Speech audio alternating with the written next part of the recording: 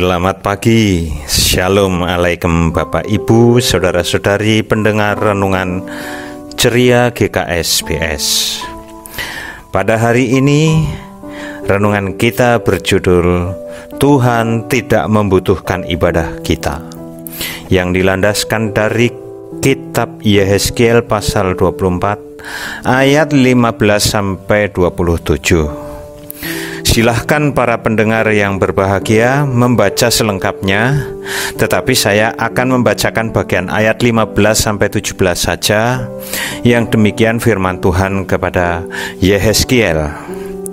Kemudian datanglah firman Tuhan kepadaku, hai anak manusia, lihat, aku hendak mengambil daripadamu dia yang sangat kau cintai seperti yang kena tulah. Tetapi janganlah meratap ataupun menangis, dan janganlah mengeluarkan air mata. Diam-diam saja mengeluh, jangan mengadakan ratapan kematian. Lilitkanlah destarmu dan pakailah kasutmu. Jangan tutupi mukamu dan jangan makan roti perkabungan. Demikianlah bacaan kita. Bapak, Ibu, saudara-saudari milik Kristus, kita baru saja membaca suatu bagian ayat yang sangat aneh, langka, dan tidak lumrah bagi hidup manusia. Bagaimana ya? Tuhan menyampaikan berita kepada Yehezkiel kalau istrinya yang sangat dicintainya mati, tidak boleh berkabung. Dan ini kisah nyata, bukan drama atau bermain peran. Sebab esok harinya istrinya benar-benar mati. Ketika kita kehilangan seorang anggota keluarga atau seorang anggota gereja yang karena murtad, padahal itu juga masih bisa kita bina, rasanya sudah kecewa dan sangat berduka. Nah, apalagi kehilangan seorang istri kesayangan yang paling dicintai selama-lamanya. Kepedihan ratap duka bisa merampas ketenangan dan mengguncang aura batin hidup kita. Meraut wajah, merajut gelisah. Seolah kita harus belajar lagi tentang rela untuk kehilangan dan bersekolah lagi untuk belajar tulus kehilangan. Lalu apa alasan Yehezkiel boleh mengeluh atas kematian istrinya, tetapi dilarang berkabung? Menurut judul perikop kita, Bapak Ibu Saudara-saudari milik Kristus, kematian istri Yehezkiel dimaknai sebagai lambang kejatuhan Yerusalem. Lalu mengapa Yerusalem jatuh? Seperti kita tahu, Yerusalem adalah pusat ibadah Israel, dan di Yerusalem ada rumah kudus Tuhan. Maka kematian istri Yehezkiel adalah simbol kematian kontak batin antara Israel dengan Tuhan. Apalagi Yerusalem tidak lagi menjadi pusat ibadah kepada Tuhan, tetapi kepada berhala bangsa sekitarnya. Mereka memujanya dengan ritus keji pengorbanan anak, serta hidup bebas tanpa batasan moral dan etika lagi yang bernilai ilahi. Kalaupun ada yang masih mengimani Tuhan, tetapi ibadah mereka telah dikotori dengan pemerasan, penindasan, riba, dan korupsi. Maka ketika Yehezkiel diposisikan sebagai gembala, ia juga menjadi simbol kewibawaan dan kuasa Tuhan di hadapan umat. Kepada Yehezkiel, Allah selalu berkata, "Akulah Tuhan." Artinya bahwa Tuhan itu berwibawa, berdaulat, dan berkuasa.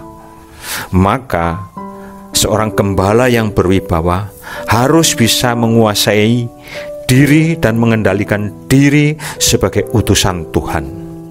Bagaimana caranya? Adalah dengan beribadah kepada Tuhan. Dan siapapun yang taat beribadah kepada Tuhan, ia selain telah menampilkan kewibawaan dan kuasa Tuhan, juga kewibawaan dirinya. Tetapi tentunya dalam ibadah itu bukan asal beribadah, ada aturan dan normanya. yaitu dengan dasar yang benar dan cara yang benar. Istilah ibadah sendiri itu berasal dari kata Ibrani abodah, yang artinya bekerja dan pelayanan.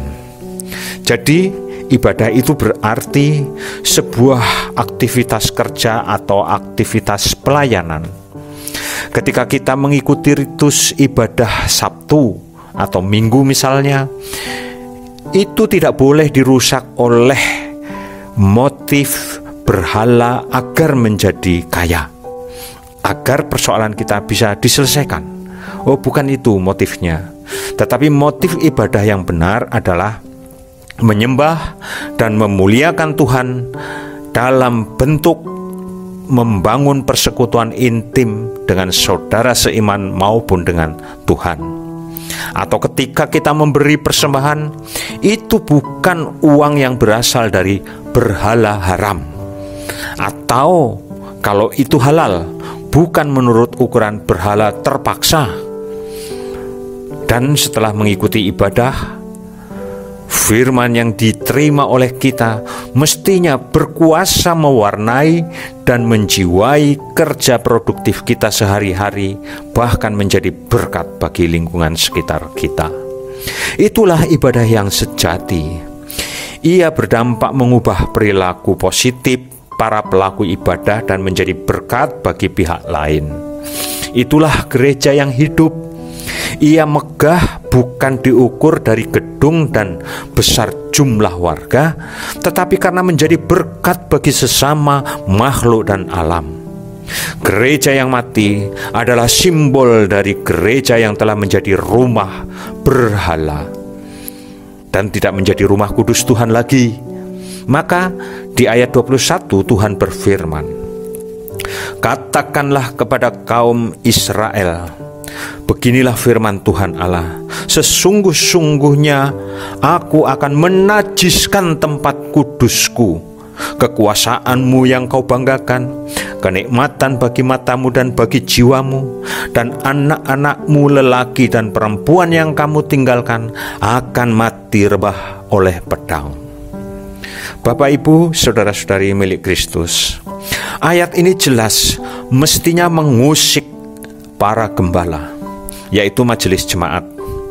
Ketika menghadapi tanda-tanda kematian organisasi gereja dan anggota jemaat yang tidak lagi berdaya bersaksi dan melayani dengan dasar yang benar dan cara yang benar, mereka tidak boleh terpengaruh ngelokro atau bergabung, tetapi harus mampu menguasai dan mengendalikan diri.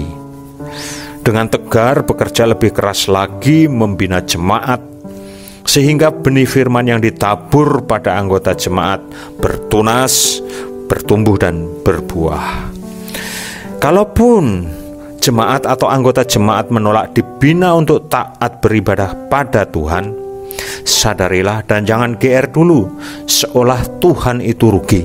Oh tidak, Tuhan tidak pernah akan rugi. Ya, Tuhan tidak akan pernah rugi. Tuhan akan tetap ada, hidup, berdaulat, berkuasa, dan berwibawa. Justru yang rugi dan binasa itu adalah malah kita sendiri yang tidak taat. Sebab Tuhan itu pada hakikatnya tidak membutuhkan ibadah kita. Ya, sama sekali Tuhan tidak butuh ibadah kita.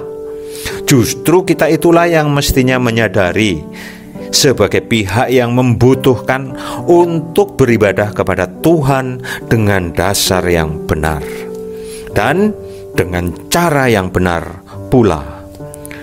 Hal ini nyata dikatakan oleh Daud dalam Mazmur 119 ayat 33 dan 40 yang demikian.